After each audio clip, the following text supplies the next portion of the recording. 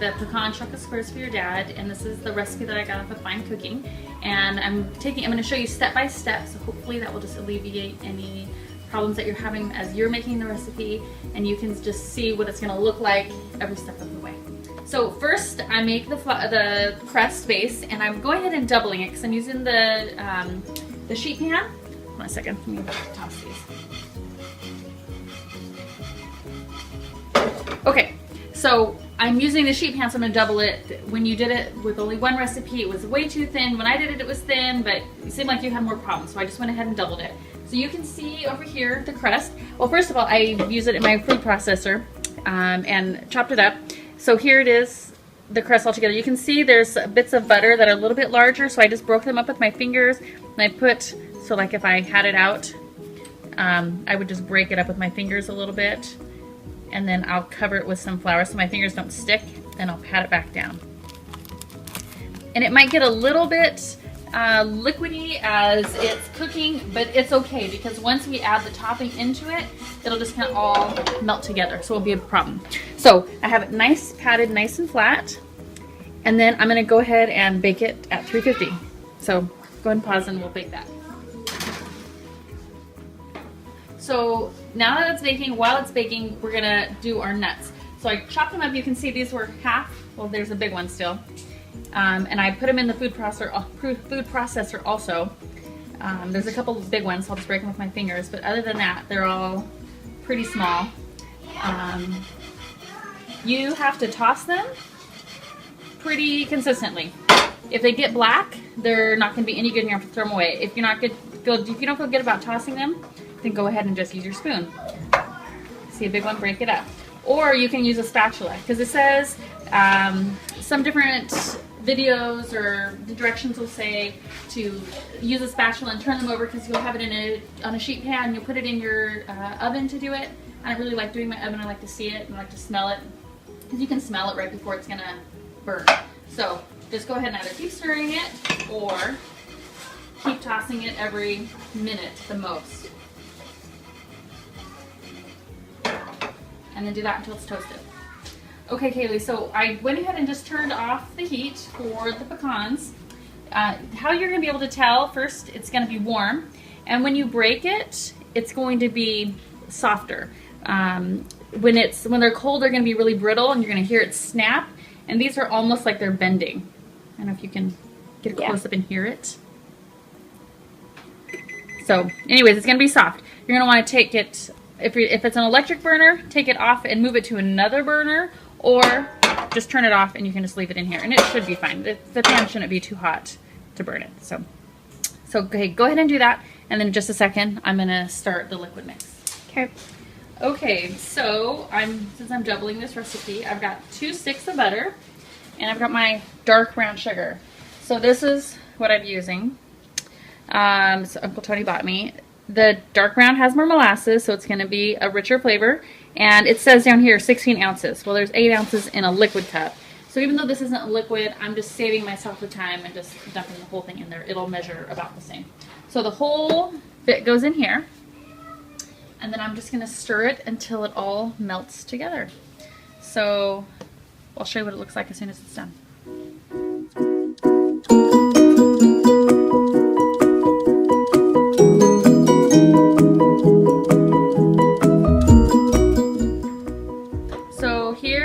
Almost melted. There's just a little bit of butter left, you can see. This is what it's going to look like. It's going to start bubbling.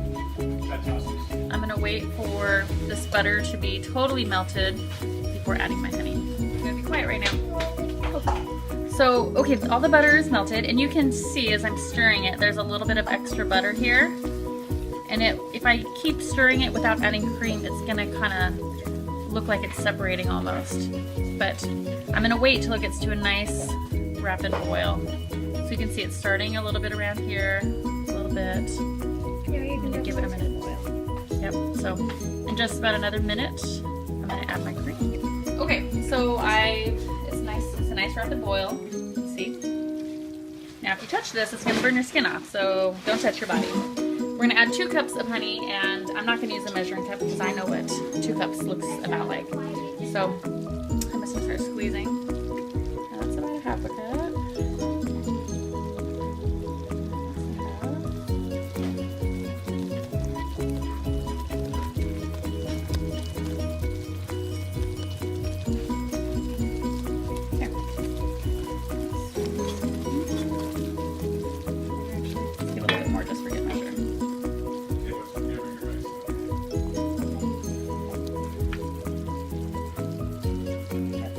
And you can see as you look at the container just how it was right up here. So that's about 2 cups.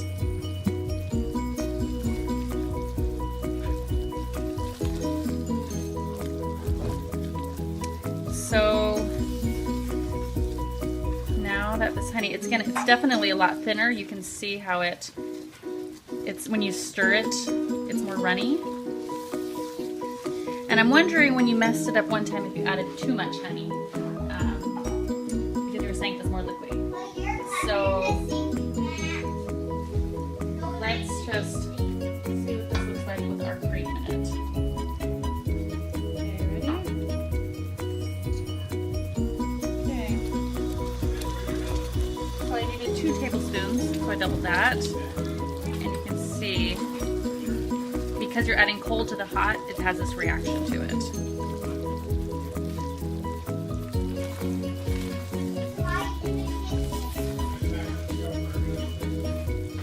And now I'm going to add my nuts.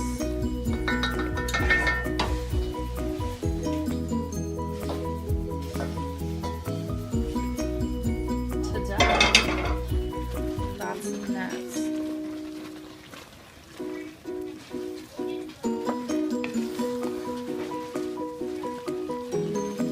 So once I get this all stirred in, I'm going to make sure that it comes to a nice hot boil again. I have about 15 more minutes for my cookie base to finish. So I have plenty of time to let this come to temperature. And the reason why we want it to come to the right temperature is so that it will help melt the chocolate right away. And then when we get it back in, we're not having to cook it from cold again.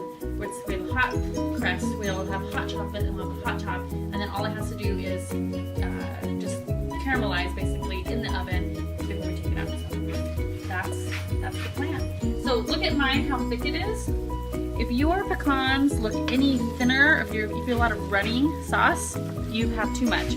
So what you'll just do is let it keep boiling until it reduces itself. That's it. So you just don't want to be super runny. So these are the pecans once they're mixed with the liquid mixture. They were actually a little bit dry, so I added a few more tablespoons of the heavy cream to it. But you can just kind of see how slowly it's going. There is liquid to it. It's not super dry. If yours turns out to be a little bit drier than this, then I would just add some heavy cream to it. So Miss Kayleigh, we just took out the base. You can see right here the cookie base. It's nice and golden around the edges. It's going to be a little bit darker than the center just because it's got the heat coming from both sides, but it's not burnt. That's how you want it. And the thing I forgot to notice or to mention earlier was that I have this wax paper, so you can use wax or parchment, because as soon as we're done, we take it out, we're going to take it off of this so it doesn't cool, or doesn't keep cooking rather, in the pan. So we're going to take it out, put it on a cutting board so it has time to cool and won't burn. And maybe that's something that happened as you're burning the edges. So I'm taking my bittersweet chocolate bag and I'm going to just sprinkle it all over. Normally when I'm at home, what I do is I will just get a big bar of chocolate and I'll chop it up with just a nice big chef's knife. But this works easier actually. I've never done it this way until I was visiting here, and this is a lot easier. Saves a ton of time.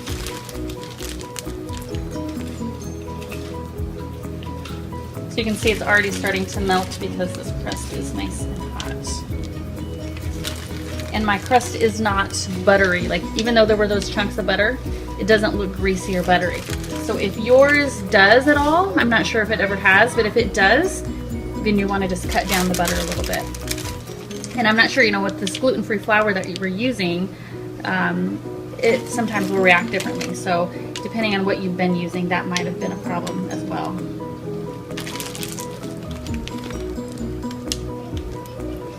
So this bag is 10 ounces. And this is a little bit more than I usually use, but I think everybody will be very happy with more chocolate. More is always better.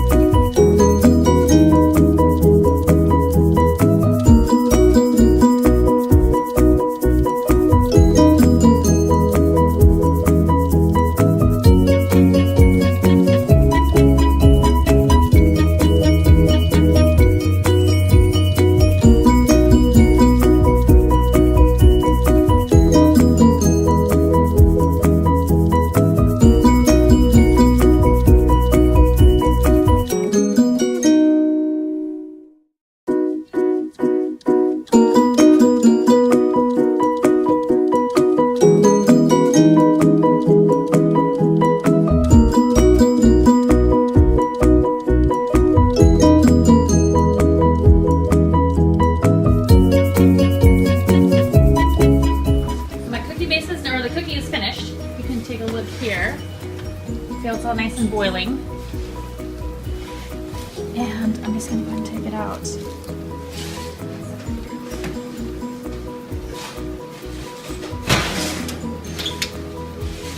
So we're gonna let it cool for just a few minutes. As soon as it stops doing all this boiling action, we're gonna take it off. We're gonna take it out of the pan, rather, excuse me. I'm going to actually grab one of these cutting boards, and it's right about the same size. And I will just take this whole bit out and put it right on here. If I keep it in this pan, and especially if I keep it on the countertop, it's just gonna keep cooking. It'll end up burning the bottoms.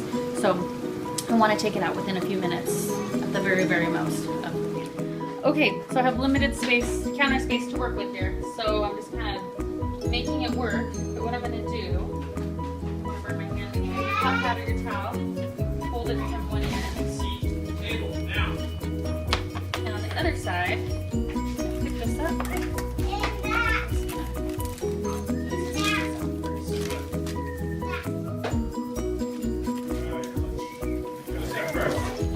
Voila. So I'm going to make sure this pulls off so it doesn't stick. It's harder to take off if you let it dry all the way. So just pull this back a bit.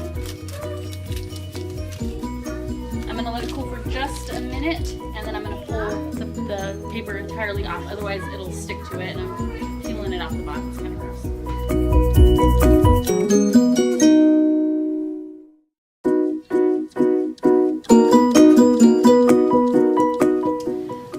So it's done. I've let it set for a few minutes. Now I'm cutting it up. Kids. So how I cut it is I cut it in half, and then I'll cut it in thirds again. So my crust is a little thick, so I'm having to push a little extra hard, but that is just fine. So I'm going to make sure this is cut all the way through. And then I'll do the same on the other side. And I'll just do 6 at a time.